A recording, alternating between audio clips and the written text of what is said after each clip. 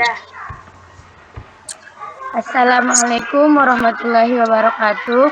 Kami dari kelompok 3 ingin mempresentasikan hasil diskusi kami mengenai pelibatan dan pemberdayaan karyawan atau PPK.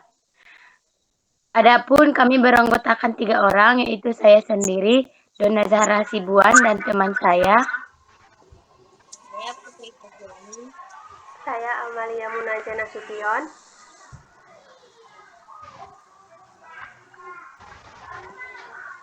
Adapun pembahasan yang akan kami bawakan yaitu pertama konsep PKK, yang kedua faktor penghambat PPK, yang ketiga implementasi PPK, yang keempat penghargaan dan pengakuan prestasi, serta yang kelima sistem saran konsep dan implementasi.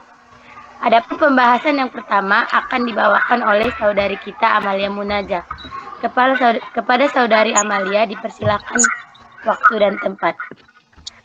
Bismillahirrahmanirrahim. Baiklah, di sini saya Amalia Munajah Nasution akan membawakan konsep PKK. Di sini dapat kita lihat bahwa pelibatan dan pemberdayaan memang merupakan dua istilah yang saling berkaitan. Namun, kedua hal tersebut memiliki makna yang mendasar dan yang berbeda.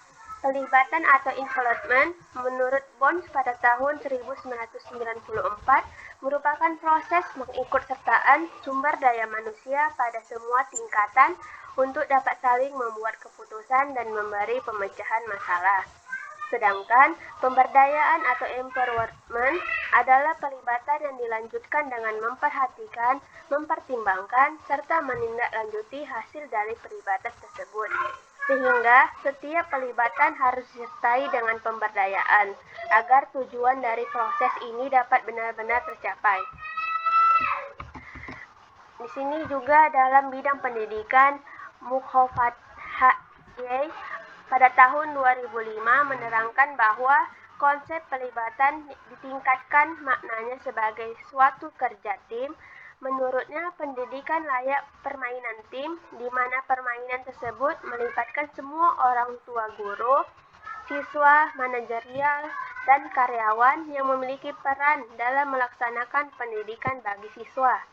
Dari penegasan ini, konsep pelibatan perlu dimaknai memang sudah seharusnya dan perlu disikapi sebagai kesejaran dalam kontribusinya terhadap kualitas pendidikan yang diharapkan bersama dengan menggunakan sistem manajemen yang baik, di mana sistem manajemen ini dapat dijadikan sebagai alat untuk meningkatkan kinerja perusahaan melalui kinerja karyawannya.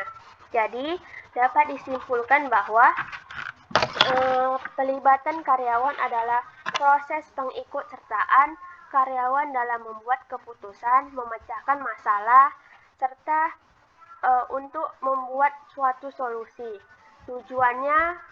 Tujuan dari PKK ini adalah seperti pembahasan kita minggu lalu, yaitu tentang kepuasan konsumen atau kepuasan pelanggan, yang mana dapat memberikan value atau nilai tambah terhadap konsumen.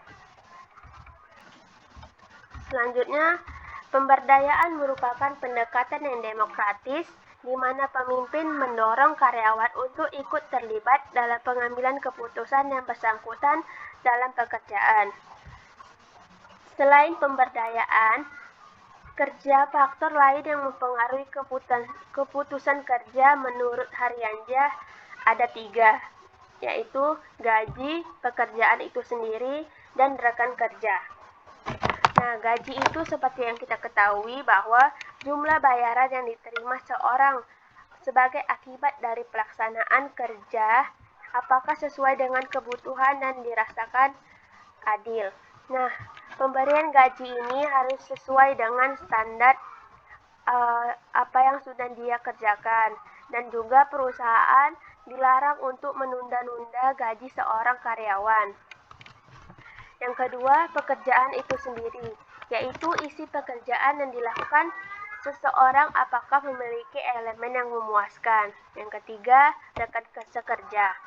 Teman-teman kepada siapa seseorang itu senantiasa berinteraksi pada dalam pelaksanaan pekerjaan atasan, yaitu seseorang yang senantiasa memberikan perintah atau petunjuk dalam pelaksanaan kerja.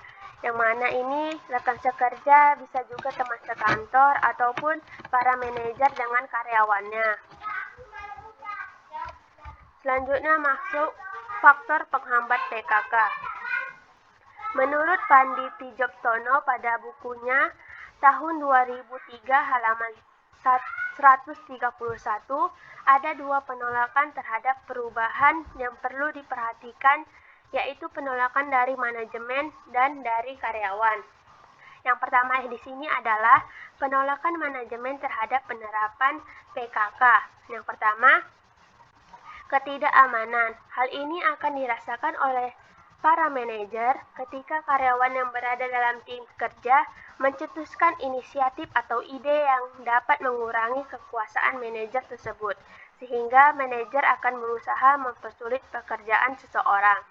Nah, di sini bahwa seorang manajer itu membatasi karyawannya untuk mengemukakan pendapat, memberikan ide, dan ia merasa bahwa harus dialah yang membuat keputusan. Yang kedua ada nilai-nilai pribadi, yaitu anggapan manajer bahwa karyawan harus melaksanakan perintah yang diberikan oleh manajer. Di sini bahwa karyawan dan manajer itu harus ada kecocokan di mana para manajer ini tidak boleh merasa statusnya berada di atas, sehingga ia harus memberikan perintah kepada karyawannya dan karyawannya harus melaksanakannya. Yang ketiga ada ego. Manajer memiliki ego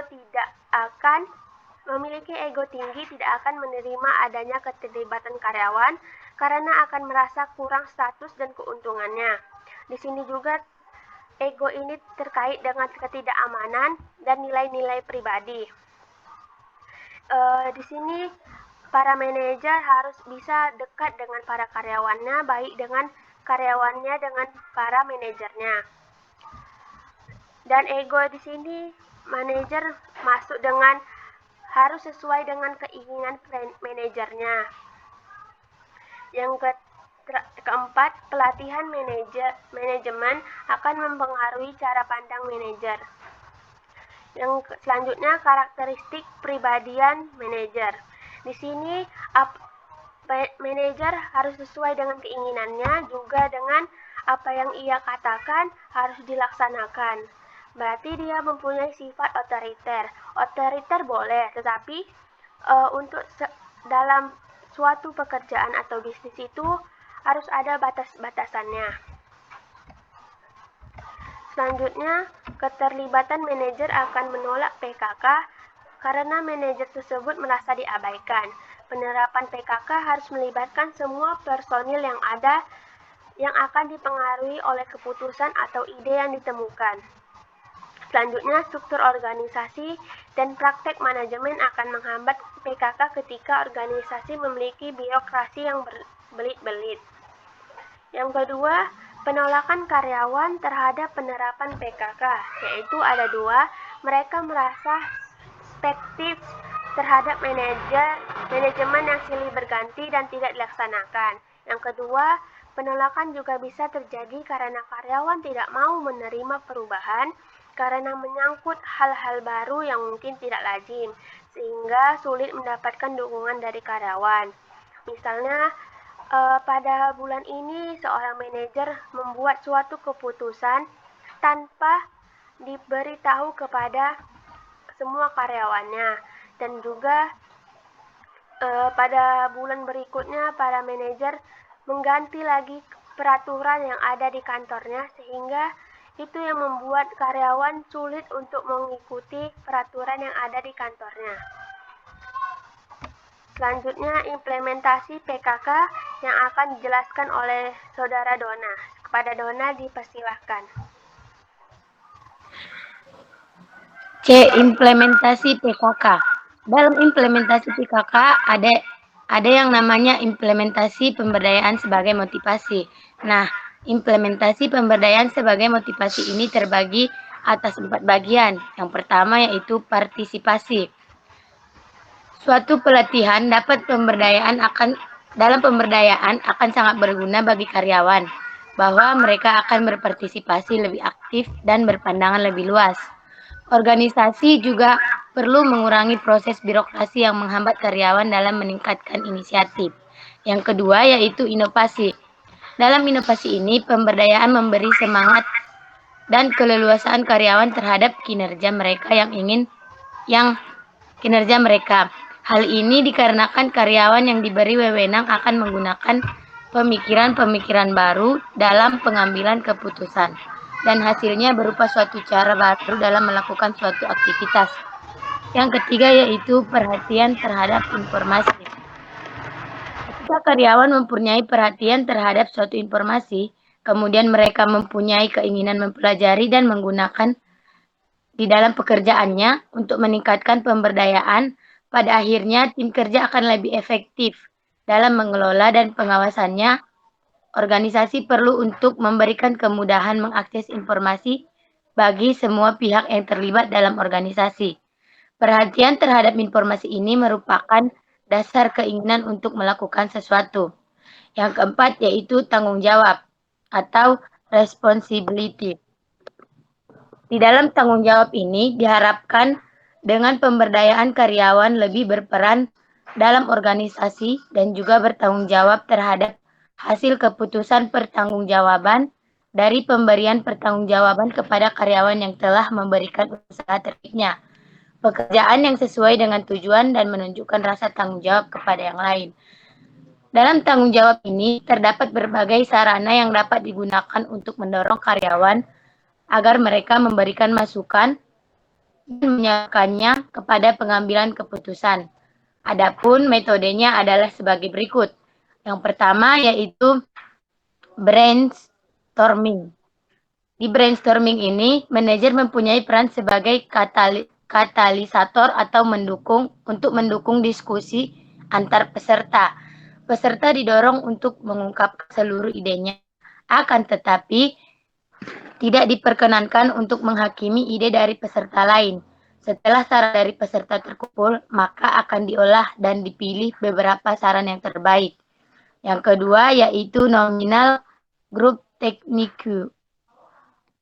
Dalam nominal group technique merupakan salah satu bentuk dari brainstorming. Teknik ini terdiri dari 5 langkah, yaitu merumuskan permasalahan, mencatat ide masing-masing, mencatat ide kelompok, memperjelas ide-ide, serta masing-masing anggota kelompok memilih ide yang dianggapnya sesuai. Yang ketiga yaitu gugus kualitas. Dalam gugus kualitas ini, perbedaan utama gugus kualitas dan brainstorming itu adalah pada anggota gugus kualitas, sekelompok karyawan yang secara sukarela melaksanakan pertemuan sendiri. Sedangkan pada brainstorming, pada umumnya adalah pembentukan manajer. Gugus kualitas ini bisa disebut juga dengan gugus kendali mutu. Yang keempat, kotak saran. Cara ini dilakukan dengan cara menyediakan kotak sebagai tempat karyawan menyampaikan saran tertulis. Yang terakhir yaitu manajemen bay walking around. Dalam manajemen bay walking around ini, jalan-jalan di tempat kerja dan berbicara dengan karyawan untuk mengumpulkan masukan. Cara ini dinilai efektif karena dapat dengan langsung melihat sendiri di lapangan sejauh apa karyawan memahami apa yang mereka kerjakan, sehingga manajer dapat mengetahui kendala yang ada atau kendala yang timbul. Selanjutnya akan dijelaskan oleh Saudari Putri. Pada Saudari Putri dipersilahkan. Baiklah, saya akan menjelaskan bagian D, penghargaan dan pengakuan prestasi. Karyawan mencari penghargaan kebijakan yang mempengaruhi kerja dan karir dari mereka. Rekan kerja yang kooperatif, seperti kompensasi yang adil. Penghargaan berdasarkan atas keadilan. Seorang karyawan pastinya butuh dan perlu diberikan penghargaan dan pengakuan prestasi. Karena apa? Sebagai motivasi kepada mereka untuk melakukan kerja yang sebaik-baiknya. Penghargaan selalu beriringan terhadap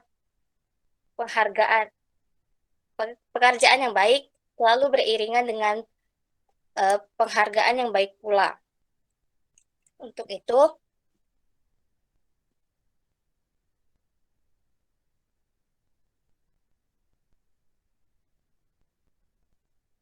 penghargaan merupakan motivasi yang diberikan oleh perusahaan kepada karyawannya.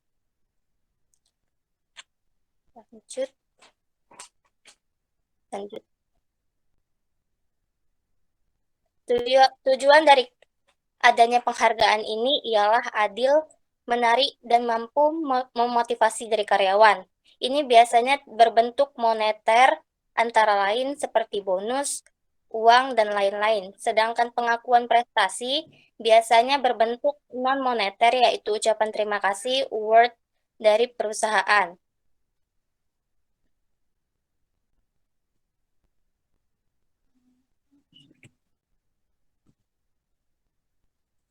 Tunggu ya. Ini dibaca juga. Nanti lihat aja ini.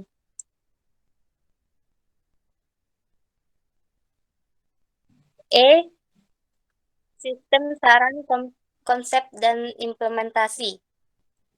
7 tahap peran manajemen dan implementasi dan operasi sistem saran.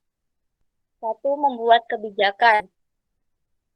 Mempromosikan sistem saran, melakukan saran, memperbaiki sistem saran, mengadakan sistem saran, evaluasi saran, dan sistem saran dan juga menghargai karyawan. Implementasi menurut King dalam Goss dan Davis 1994 menganjurkan 10 strategi yang ia sebut 10 pemerintah tim 10 team command untuk meningkatkan kerjasama dalam rangka mencapai tujuan organisasi. Ada 10 strategi yang diantaranya yang pertama,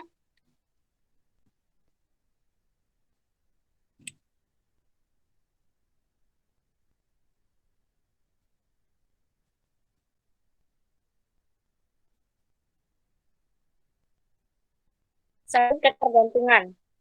Saling ketergantungan diperlukan antara para anggota tim dalam informasi sumber daya, pelaksanaan tugas, dan dukungan adanya ketergantungan yang kuat memperkuat kebersamaan tim. Yang kedua, memperluas tugas. Setiap tim harus diberi tantangan atau tanggapan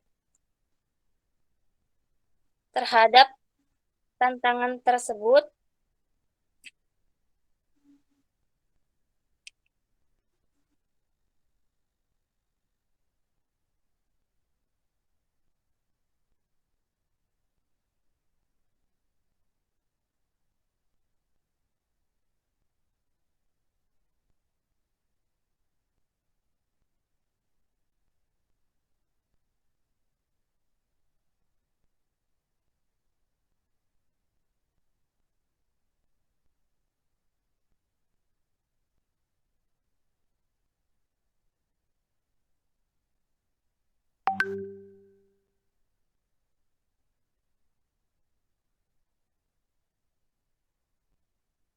Sini yang ketiga, penjajaran atau alignment, yang keempat, bahasa yang umum, kelima, kepercayaan, kepemimpinan, keterampilan pemecahkan masalah, keterampilan menangani konfrontasi atau konflik, penilaian atau tindakan, dan perayaan.